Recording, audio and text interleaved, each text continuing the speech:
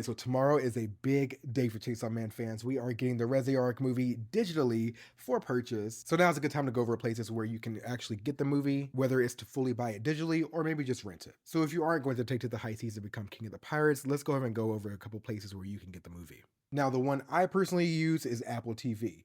Now, to be clear, you do not need an Apple device in order to use Apple TV, but you do need an Apple account slash something called an Apple ID. Now, the reason why I mainly use them is because most of the times their options do provide both purchasing options and renting options. And I like the idea of how perfectly integrated it is on my phone and also my Apple TV. So, yeah. Now, the next most popular option for most is going to be through Prime Video with Amazon. I don't really buy most of my movies from Amazon, but they do have a nice renting option as well as purchasing option. But they also do something where you can choose the quality that you want to purchase, which can influence how much it's going to be. And that's the main reason why I don't personally buy from them.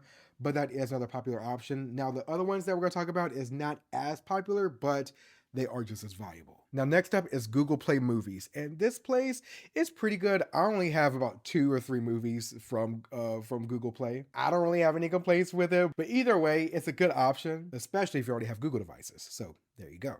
Now, the next one I think a lot of people don't know about just because they just use the site to buy tickets, but Fandango at Home is great. I think before I transitioned to Apple TV, this was the way that I purchased a lot of my movies digitally. Now, originally they were called Vudu, VUDU, but they did change their name to Fandango at Home a while back. But either way, if you see Vudu or Fandango at Home, it's the same thing. It was just a name change. YouTube Movies is also okay, but it's not something I jump towards. I've noticed that when it comes to their selections, they don't have as many. I don't know if that's more of a distribution or licensing issue, but either way, that is an option.